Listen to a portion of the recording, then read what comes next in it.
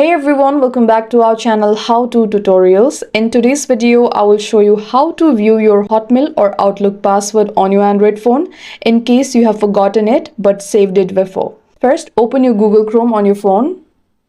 Then tap the three-dot menu in the top right corner and go to Settings. Here, tap on Password Manager.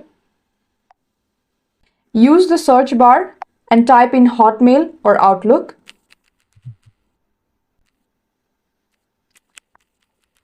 If you have saved the password using Google Smart Lock, it should show up here. Tap on the matching entry. You will need to confirm your identity using your fingerprint, PIN or screen lock.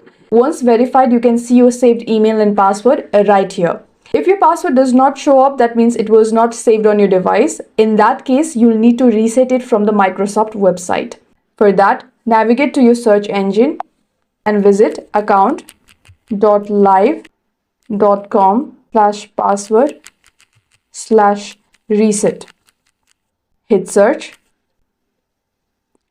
and follow the steps using your phone number or backup email. And that's how you view or recover your Hotmail password on Android. If this video helped, drop a like, subscribe and comment if you want a guide for email, Yahoo or Facebook next.